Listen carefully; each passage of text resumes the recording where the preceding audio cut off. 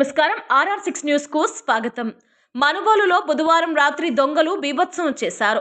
2 ఇళ్లలో తాళాలు పగలగొట్టి గ్రిల్స్ వంచివేసి చోరీకి పాల్పడ్డారు. బీసీ కాలనీలో కొమరాల శ్రీకాంత్ ఇంటిలో బంగారు ఉంగరాలు, వెండి వస్తువులు, 50,000 రూపాయలు నగదు తీసుకెళ్లారు.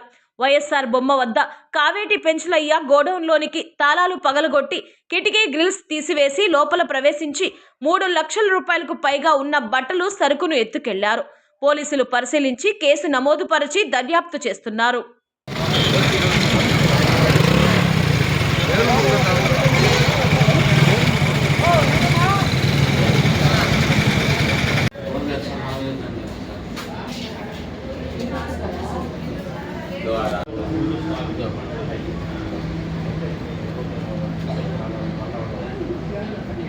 అది సెంటర్ తాళం అన్నీ లేవన్నట్టున్నాయి. మన దగ్గరే ఉన్నాయి.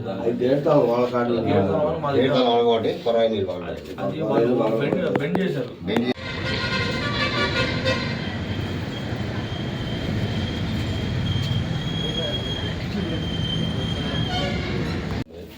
ఫింగర్ ప్రింట్స్ ఫోటో సెంటర్లో నాకు తెలిసి నైట్ అయి ఉండదు. ఇది కూడా నైట్ అయ్యి ఉండదు. చూద్దాం. కొట్టినా కూడా ఏం రెస్పాండ్ అవుతుంది. మీరు వచ్చారేమో అనుకుని ఇంటి బయట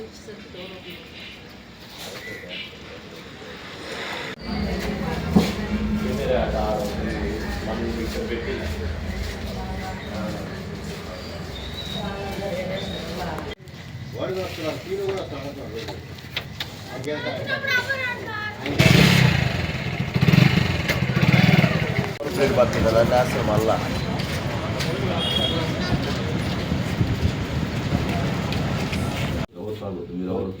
ఇంటి కాగితాలు ఉన్నాయని ఒకసారి గమనిస్తా, తర్వాత నేను ఎవరో చెప్తా.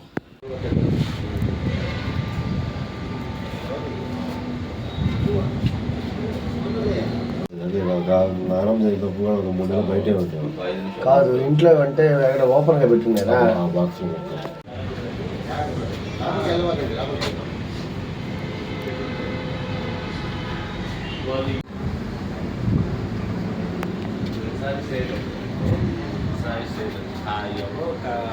కనిపెట్టి చేసినట్టు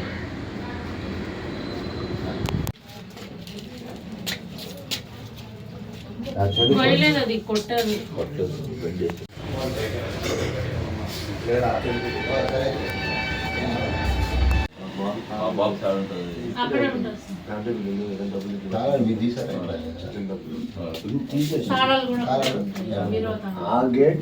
శ్రీకాంత్ మా ఇంట్లో 6 ఉంగరాలు ఉండాలి, 50,000 రూపాయల డబ్బు, వెండి కుందిన్లు, వెండి ఇంకా గిఫ్ట్ ఐటమ్స్ చాలా పోయాయి. ఐడియా లేదు మాకు. క్యాష్ 50 దాకా ఉంది, 50,000 పైన ఉంది క్యాష్. మాకు తెలిసి ఇంతవరకు ఇన్నే పోయాయి, ఇంకా నేను తెలియట్లేదు సార్ మాకు. మేము ఊరెళ్ళి 3 డేస్ అవుతుంది. ఇయర్ కూడా లేము. అప్పుడు కూడా సేమ్ అమౌంట్ ఇక్కడే ఉండింది, గోల్డ్ అన్నీ ఇక్కడే ఉన్నాయి. అప్పుడు ఇదిగా అంది, ఇప్పుడే ఇలా జరగడం అసలు 3 డేస్ కూడా అవ్వలేదు మేము పూర్తిగా వెళ్ళి. ఇప్పుడు ఇలా అవ్వడం అసలు ఏం అర్థం కావట్లేదు. శ్రీకాంత్ మాది మరొకరు బీసీ కాలనీ. మేము గత ఆదివారం మా అత్తమ్మ ఇంటికి వెళ్ళాము నెల్లూరుకి. అప్పుడు తాళం వేసుకెళ్ళాము, బయట లైట్ వేసి వెళ్ళాము. ఈరోజు వద్దామని ప్లాన్ చేసుకొని నాకు ఆఫీస్లో కంపెనీ మీటింగ్ ఉంటే నేను నైట్ వచ్చాను. వచ్చి చూద్దామని ఉన్నాము.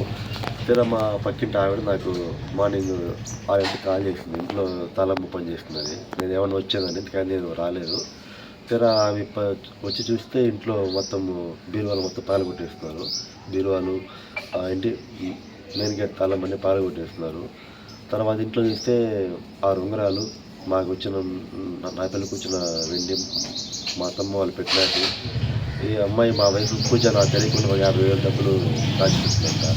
అవి కూడా ఏం లేదు, ఎప్పుడు ఇలా జరగలేదు. 6 నెలలు కూడా 2 సంవత్సరాల కిందట ఇలాగే వ్యాపారం చేసుకునేదానికి సరుకులు తెచ్చిపెట్టుకుంటే ఒక 4-5 లక్షల సరుకు ఇలాగ దొంగలు పడి తీసుకెళ్ళేది. దాని ప్రూఫ్ మనకి ఇప్పటికీ అందల. తర్వాత ఈ పండుగలకి సరుకులు తెచ్చుకొని గోడౌన్లో పెట్టుకొని వ్యాపారం టైంలో చేసుకుందాం అనుకుంటే ఇప్పుడు దొంగలు పడి మాకు ఇబ్బంది పెట్టేసి అంటే ఎంత సరుకు పోయింది అనేది కూడా అర్థం కాని పరిస్థితిలో ఉన్నాం.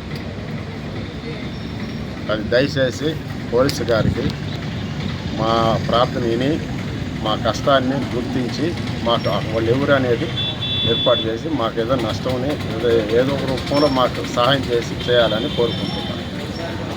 ఓకే.